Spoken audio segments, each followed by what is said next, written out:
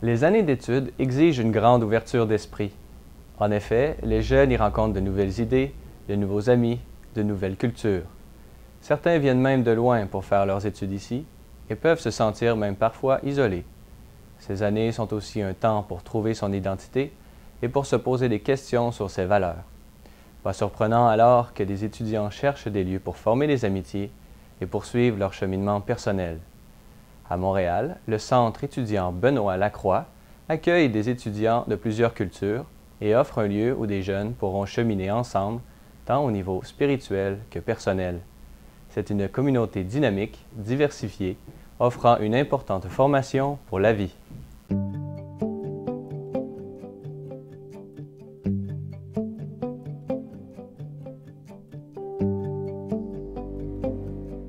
Le Centre étudiant Benoît Lacroix, c'est l'aumônerie catholique de l'Université de Montréal. Donc, nous rassemblons des étudiants pour célébrer, pour être ensemble, pour partager aussi la vie en tant que chrétien. C'est une communauté chrétienne qui est ouverte, qui accueille des étudiants de différents horizons. Et par exemple, on accueille des non-chrétiens, des étudiants de différentes confessions religieuses. Alors, ce qui fait que on est comme une micro-société, si on veut, où les gens se rencontrent, rentrent en relation pour se connaître et grandir ensemble. Mon premier contact avec le CBS, c'était une amie que j'ai rencontrée aux résidences, parce que j'habitais aux résidences. Puis elle, je savais qu'elle chantait dans une chorale. Donc, je me suis dit, bon, ben un jour, j'allais t'écouter. Donc, je suis allée à la messe, mais dans ce temps-là, en fait, bon, je n'étais pas trop intéressée. Moi, j'y allais juste pour écouter mon amie chanter. Je ne suis pas baptisée, je ne suis pas catholique. Mon père, il était protestant, mais pas nécessairement pratiquant. Ma mère catholique, pas nécessairement pratiquante. Puis en fait, moi, je ne savais pas trop. Je pense que je croyais en Dieu, mais sans vraiment l'affirmer.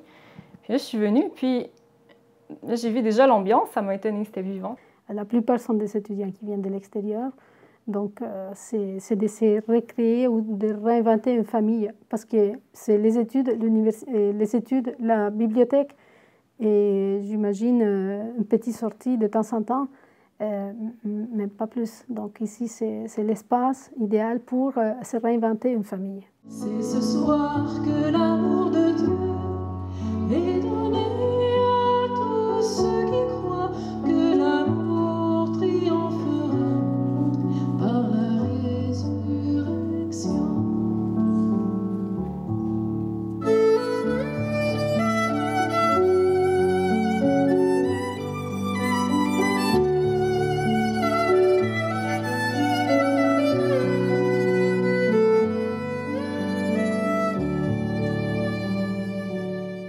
En semaine, bon, il y a le mercredi soir, c'est le mercredi musique. Alors, nous faisons des répétitions pour les étudiants qui veulent animer par le chant et par les instruments les différentes célébrations dominicales, que ce soit pour le dimanche ou pour la GMJ diocésaine, que ce soit pour les jours saints. Avec les universitaires, leur devoir premier, c'est étudier. Donc, on compose un peu à la carte. Il y a des étudiants qui viennent, qui sont fidèles, parce qu'ils disent j'étudie à la Polytechnique toute la semaine. Ben, c'est mon moment à moi, c'est mon moment personnel où je peux vraiment chanter ou jouer la guitare.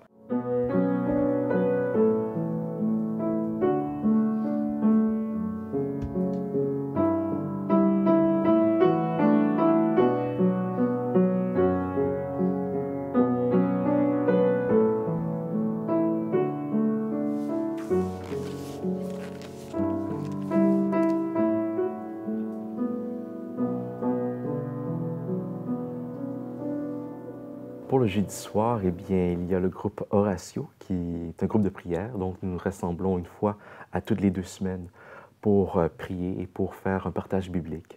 Donc, le partage biblique se fait sur l'Évangile du dimanche qui vient.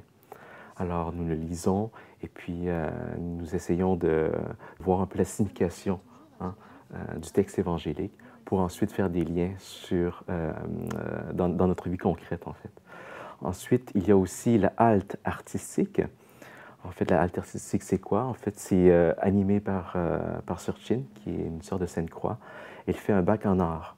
Donc, elle rassemble des jeunes pour échanger sur un thème, que ce soit le carême ou Pâques ou l'Avent, pour ensuite échanger et l'exprimer à travers les arts, que ce soit la peinture, l'argile, par exemple, le dessin, etc. Donc ça, c'est la halte artistique qui se passe aussi le jeudi soir, à toutes les 2 semaines, en alternance avec le groupe Horatio. Ce qu'on va faire aujourd'hui, c'est cette partie-là avec de l'encre noire. Ça peut être, il y a une jaune d'ocre aussi que j'ai apportée. Puis on peut aussi choisir une image qui vient du journal. Ici, c'est l'image d'un étudiant qui était à terre. Hein. Ça fait tellement penser à Jésus. Ensuite, le vendredi soir, c'est les soirées quartier CEBL. Et les soirées quartier CEBL, c'est tous les moments de détente qu'on peut avoir avec les étudiants. Donc les premiers vendredis du mois, normalement, ce serait des jeux. Mais c'est un étudiant ou un ex-étudiant, un jeune travailleur qui est en charge. Donc là, c'est Elias qui s'en charge. Ensuite, le deuxième vendredi, c'est les soirées culinaires. Donc comme ce vendredi, ça va être soirée culinaire ivoirienne. Mais c'est une étudiante qui va être la chef. Donc en fait, c'est quelqu'un qui vient de la Côte d'Ivoire qui va montrer comment faire. Donc c'est vraiment plus coordonné. Puis justement, trouver des étudiants qui seraient intéressés pour leur donner une première expérience. Puis si jamais ils aiment ça, ben, on verra ce qu'ils vont faire avec. Là, fais comme moi. Coupe comme ça. Genre, enlève la peau complètement. Ouais, et coupe comme ça. C'est pour pas te salir les mains. Plus au milieu. On dirait que tu... Et attrape ça. Un peu encore. C'est bon, parfait. Tu aimes contraindre les gens. Non. C'est pas obligé, hein. Baisse un peu le feu parce que là, c'est allé trop vite. Ça va pas être cuit jusqu'à l'intérieur. Ouais. OK. Décortiquer juste là. Ouais, mais c'est toujours là, le track. Et découper en petits. C'est comme le chicken. C'est pas mal. J'ai jamais fait du poulet aussi bon. Je pense que je me suis surpassée aujourd'hui. Je me suis donnée. Mais...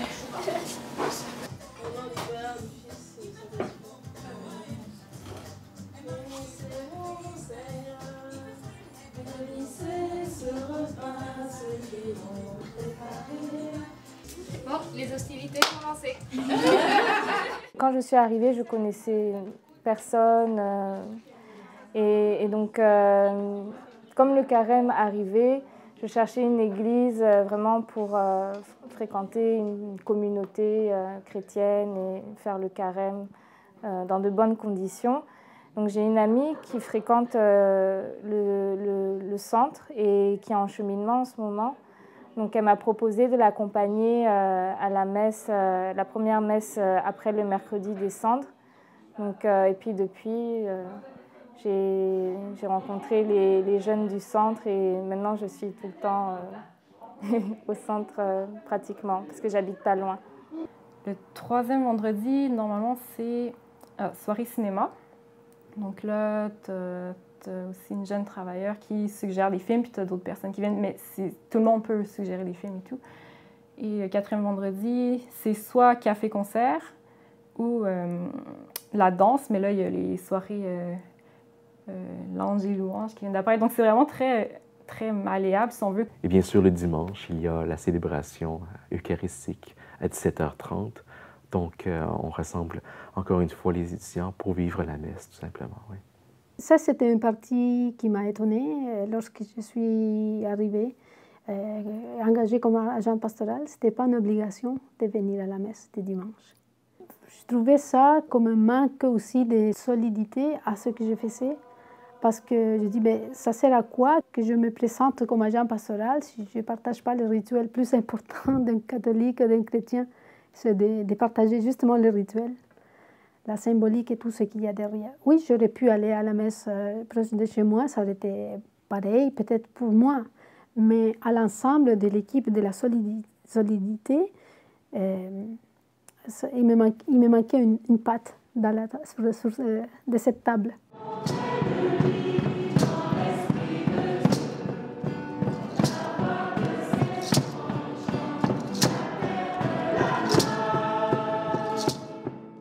La messe des nations est une idée qui est venue souvent dans les années 90, lorsqu'on s'est aperçu que le centre accueillait beaucoup de jeunes étrangers.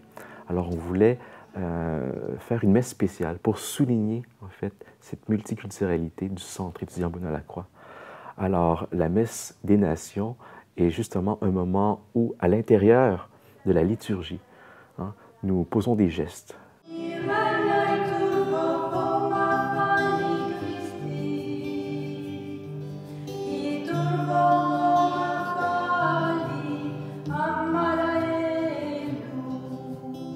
Donc, ce sont tous des manières d'exprimer pour que, au moins une fois, à l'intérieur de la messe, une personne puisse vraiment se reconnaître dans sa culture, hein, et connaître aussi la culture de d'autres étudiants.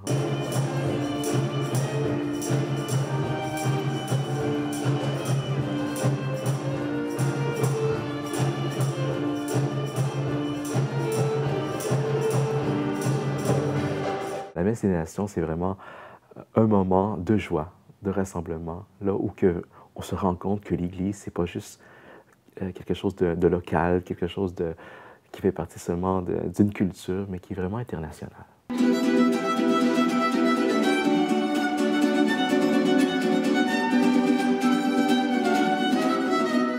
Premièrement, c'est voyager durant 1 heure et demie environ par la musique et la liturgie.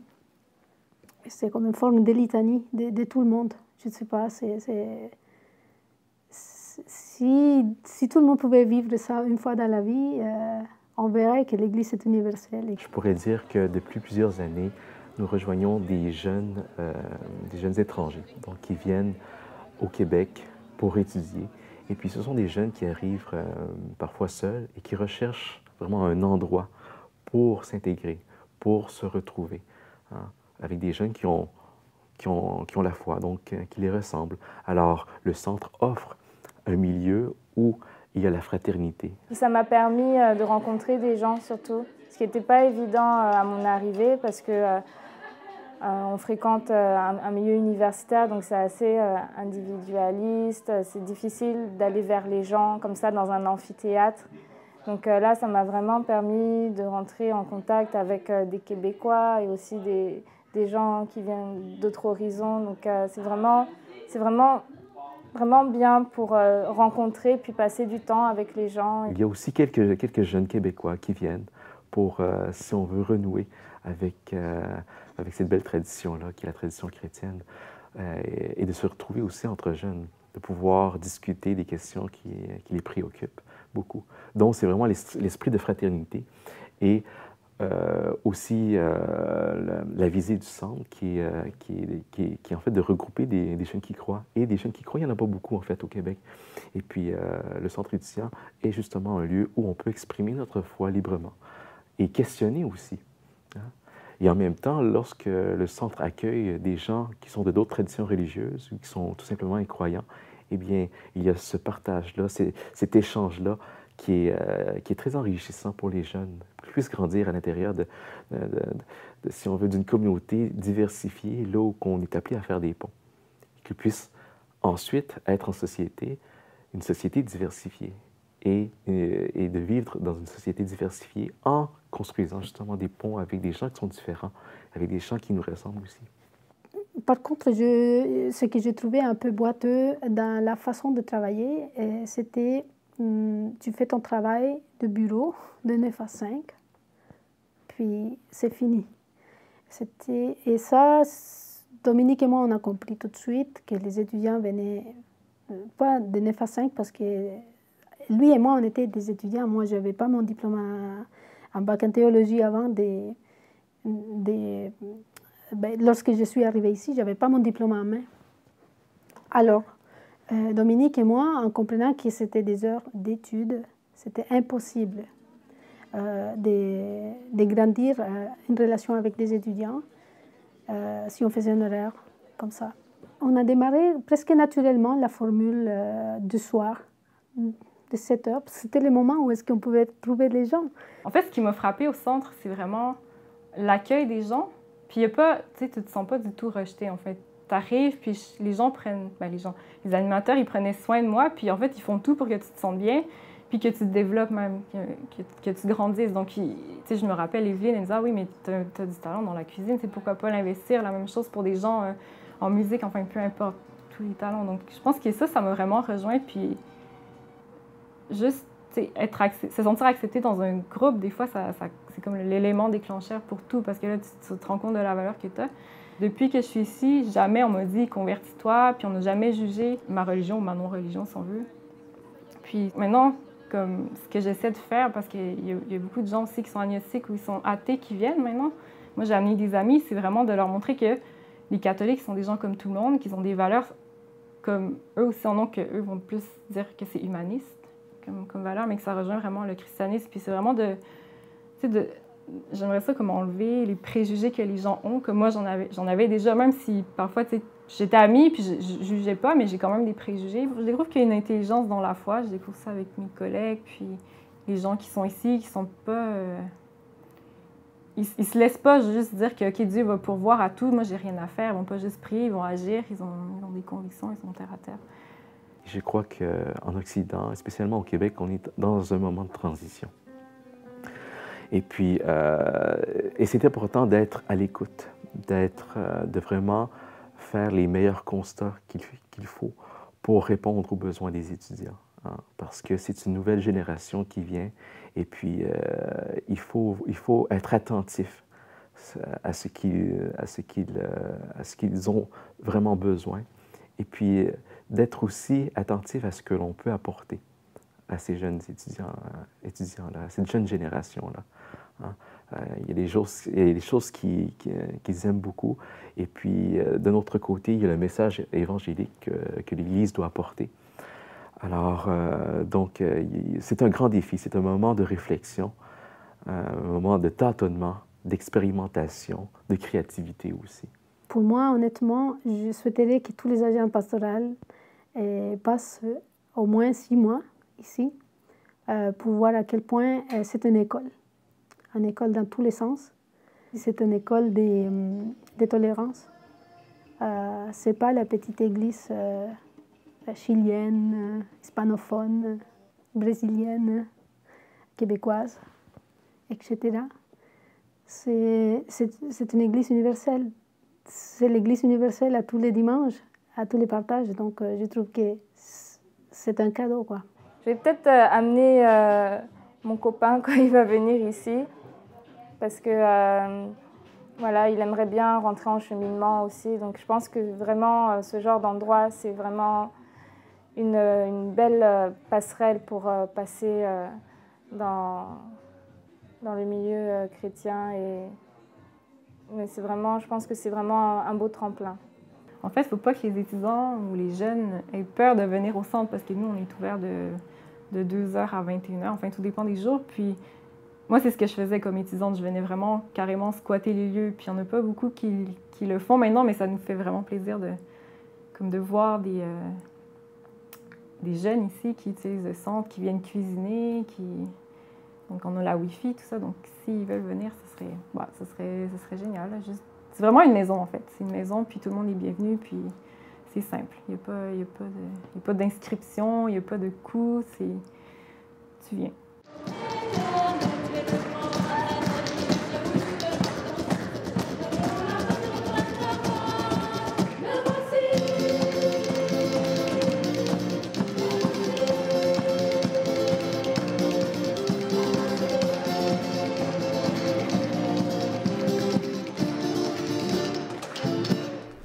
Faire des ponts, bâtir la communion avec ceux que nous rencontrons, voilà les fruits pour une communauté d'étudiants qui cherchent à vivre le message de l'Évangile. Être à l'écoute des gens durant les études, peut-être est-ce l'attitude la plus essentielle pour ces années cruciales. Je suis Francis Denis, merci d'avoir été des nôtres. À la prochaine.